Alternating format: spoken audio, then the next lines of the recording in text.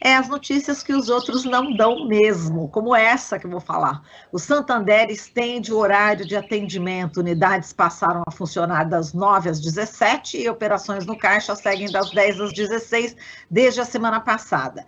Claro que essa notícia já foi dada pelas outras emissoras, outras mídias tradicionais, empresariais, mas o que a gente vai falar, o conteúdo dessa entrevista, realmente as notícias que os outros não dão. A gente vai falar sobre essa mudança com a Lucimara Malaquias, ela que é diretora executiva do Sindicato dos Bancários de São Paulo, Osasco e região e coordenadora nacional da Comissão de Empregados do Santander. Olá, Lucimara, seja muito bem-vinda, bom dia.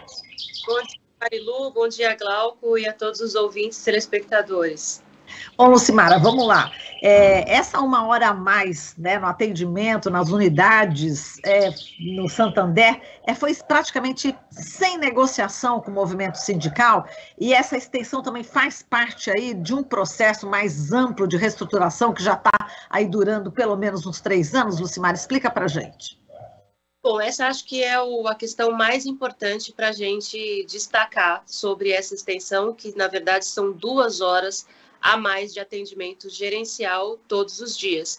E isso está inserido dentro de um processo mais amplo, onde o banco vem há pelo menos 3 anos alterando funções, excluindo, extinguindo determinados cargos das agências, como, por exemplo, o gerente de atendimento, que cuidava de toda a parte operacional e dava suporte para o atendimento gerencial, automatização de algumas funções, que na prática essa automação acaba não funcionando muito bem, e terceirização, demissões. Então tem deixado uma sobrecarga de trabalho absurda, e agora, de forma totalmente unilateral, com ausência de negociação coletiva com o movimento sindical, o banco comunica essa extensão de atendimento com a justificativa de tentar ficar mais próximo dos clientes, o que é uma contradição, porque se ele quer ficar mais próximo dos clientes, por que ele empurra esses mesmos clientes para os canais digitais, mesmo cobrando tarifas e juros altíssimo, né?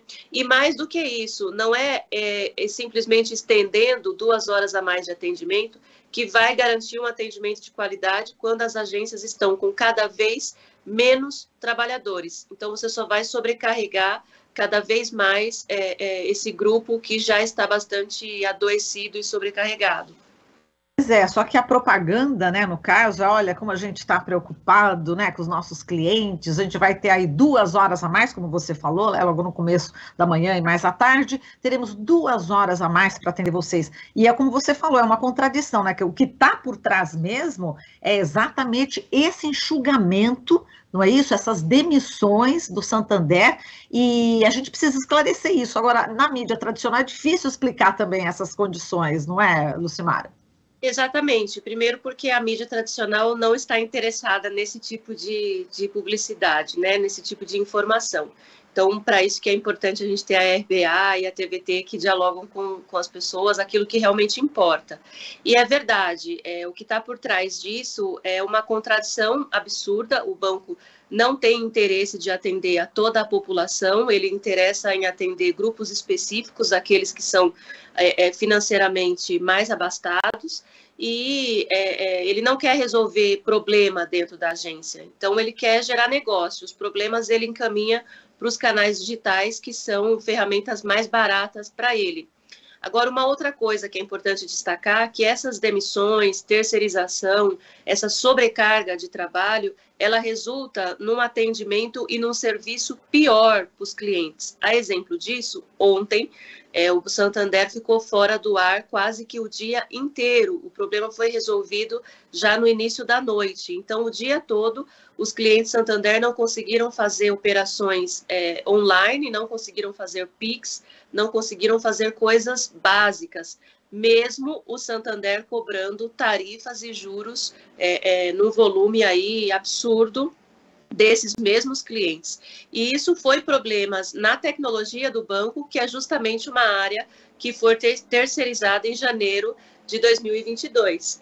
Então, quanto mais a gente terceiriza, quanto mais precariza e retira direitos e reduz, por exemplo, investimentos em áreas importantes, mais a gente vai ter atendimentos ruins e panes sistêmicas como essa que a gente vivenciou ontem. Então, acho que é importante os clientes ficarem atentos a essa propaganda enganosa que vem sendo realizada. Agora, Lucimara, e por outro lado, os lucros, né, do Santander, né, a cada balanço a gente sabe que realmente são lucros astronômicos, né? E, em compensação, além de tudo isso que você falou, existe aquele assédio moral, né, aquelas metas abusivas. A gente viu que na semana passada, né, o Santander foi condenado a pagar 275 milhões de reais justamente por conta desse fato, né, do assédio moral e metas abusivas. Queria que você falasse sobre isso, né, quer dizer, esse lucro extremo, né, e essa pressão extrema nos funcionários, né, ao ponto das pessoas adoecerem, né, dos bancários adoecerem. Esse lucro do Santander, exorbitante, para se ter uma ideia, ano passado, em plena crise, foi mais de 14 milhões de lucro líquido. A gente precisa sempre relacionar isso a outros assuntos, né? Então, se a gente estivesse numa economia bastante abastada, pleno emprego, com as pessoas vivendo com dignidade, a gente poderia atribuir os 14 milhões a uma eficiência do sistema, mas não é isso que ocorre no Santander. No Santander e no sistema financeiro nacional como um todo.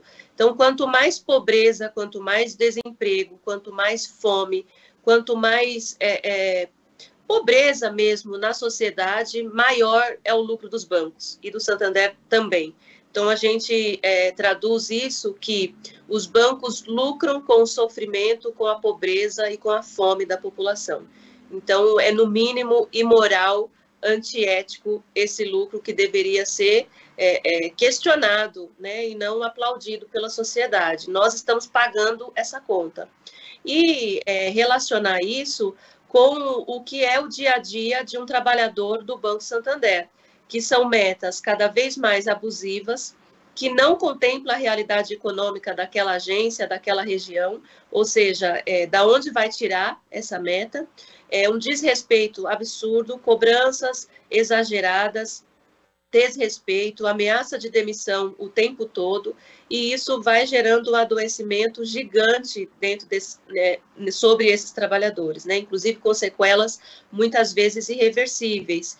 E nós tivemos essa condenação importante também na semana passada, resultado de uma ação civil pública movida pelo Ministério Público do Trabalho, com a participação dos sindicatos de Brasília, Distrito Federal, o Sindicato dos Bancários, que se associou a essa ação, e houve essa condenação no valor de 274 milhões de reais, que é um volume significativo e que é um marco importante na nossa luta para condenar e para que o Santander reveja essa postura, essa gestão institucional, que é uma cultura organizacional baseada no assédio e no desprezo pela saúde e pelo bem-estar das pessoas. Ainda cabe recurso, caso a condenação seja mantida, esse recurso vai para a União, vai para o FAT, por exemplo, e vai beneficiar, direto ou indiretamente, toda a sociedade brasileira, que, sem dúvida, tem sido onerada ao longo do tempo por essa gestão irresponsável do Banco Santander. Agora, Lucimara, em relação a essa questão, né, das pessoas, dos bancários, bancárias que ficam doentes em relação a essa pressão toda, enfim, impacta também no INSS, né? A gente está vendo aqui um dado que é bastante preocupante, que os bancos respondem por 15,31% dos benefícios concedidos pelo INSS por transtornos psiquiátricos decorrentes do trabalho. Quer dizer, existe também, fora essa questão do adoecimento, da questão humana, que a gente vai falar daqui a pouquinho, vou aprofundar um pouquinho mais, eu queria que você falasse sobre esse impacto, né, nos gastos públicos. Eu acho que esse talvez seja o principal impacto para a sociedade, porque os juros e tarifas, como cliente, você pode migrar para um outro banco, você pode migrar para outro sistema, caso não esteja te atendendo. Mas esse custo social, que ele é geral, ele é para todos, e você querendo ou não, sendo cliente ou não do Santander, de alguma forma você está pagando essa conta. Então, é verdade esse dado que você cita, que 15% da categoria hoje tem problemas psicossomáticos e precisam se afastar, tirar as suas licenças de saúde, e toda a sociedade arca, né, porque a Previdência Social não é só aposentadoria, é também seguridade, então todos nós estamos pagando por isso. E ao longo do tempo, esse adoecimento da categoria bancária também foi mudando. Então, a gente tinha muito problema com o Let It Door, por conta da digitação, esse era um problema talvez o mais grave da categoria há mais de 10 anos atrás. Fizemos muitas lutas, muitas funções foram automatizadas, houve reestruturação do trabalho, mas a sobrecarga, a pressão, as metas, isso não mudou, ele só triplicou ao longo do tempo. Então, hoje, o adoecimento que mais acomete a categoria bancária é as questões psicossomáticas, que são doenças, Marilu, que muitas vezes têm sequelas irreversíveis e que atinge, para além da tua relação de trabalho, atinge a tua convivência social, a tua relação com a família, enfim, a tua forma de ver a vida. Então, é muito drástico e é muito grave essa gestão do Santander. Exato. Em relação a essas sequelas irreversíveis, né, Lucimara, você deve conhecer N casos, né? Assim, você tem esse contato, né, com os bancários, com as bancárias.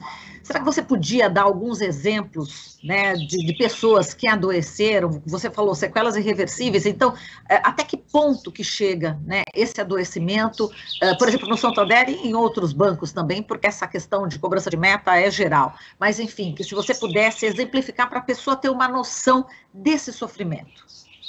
Eu acho que, primeiro, que é todo um processo que precisa ser destacado. Então, o banco te cobra que você se capacite, que você se recicle, que você se mantenha atualizado. Na maioria dos casos, ele não te ajuda financeiramente para fazer esses cursos, ele apenas cobra que você o faça.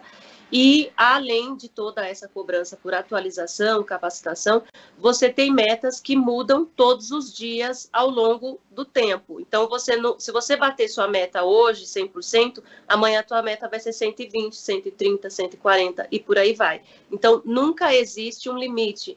Então, você nunca é bom o suficiente. Amanhã você vai ter que ser sempre melhor do que hoje, do que você foi a semana passada.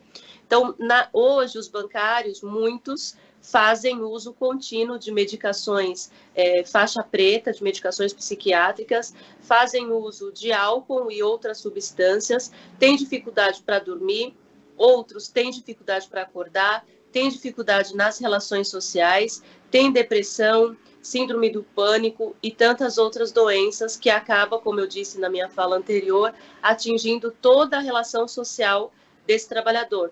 E aí, quando ele não bate a meta, ou mesmo batendo a meta, mas quando tem o turnover da área, quando chega a reestruturação ou a terceirização, ele é simplesmente demitido, mesmo tendo se reciclado, se capacitado e batido as metas. E aí ele vai para o mercado de trabalho doente. E aí o problema se agrava, porque o mercado, as outras empresas, não vai contratar esse trabalhador com uma sequela já bastante grave. E aí é que entra também um problema social. Como essas pessoas vão ficar, né, no país, no mundo, enfim, as suas famílias, depois de terem sido sequelados por um ritmo de trabalho desumano. Exato. E aquela história da meta negativa, né, que agora parece que é proibida. Explica para a gente como é que funcionava essa meta negativa. Bom, primeiro que a meta negativa ela não pegou, né? Os próprios trabalhadores não aceitaram essa questão. Então, havia alguns produtos que o banco não tinha tanto interesse assim em vender. Então, era importante que esse número ficasse negativo e que se destacasse outros produtos que os bancos tinham mais interesse. Mas isso também tem a ver com o tipo de cliente, a classe em que ele está inserido, e são coisas que mudam e mudam muito ao longo do tempo. Então, esse conceito de meta negativa, ele já está um pouco em desuso, porque é aquilo que eu te falei, a cada mês, a cada bimestre, isso vai mudando constantemente. Então, o foco muda, e é isso que mais dificulta a rotina e a adequação desses trabalhadores no exercício da função. Agora, Lucimara, em relação já a essa medida, né, que o banco tomou, né, estendendo aí o horário dos bancários na parte interna, né? Existe algo que o sindicato pode fazer, enfim, para reverter? É difícil? Como é que está essa questão? Nós já pedimos uma negociação, uma conversa com o banco específica sobre isso. O banco sinalizou que não há, nesse momento, nenhum indicativo de que ele volte ao atendimento anterior, mas que ele também vai monitorar ao longo desse segundo semestre do ano qual o impacto dessas 2 horas a mais na geração de negócios. Ou seja, mais uma vez, ele foca sempre no resultado em negócios e não na saúde e bem-estar dos trabalhadores. Então, hoje, dia 26 de julho, o movimento sindical está iniciando protestos em diversas agências em todo o país, que vai durar alguns dias ainda, no sentido de pressionar o Santander para que ele ouça a voz dos trabalhadores que estão extremamente insatisfeitos com essa extensão.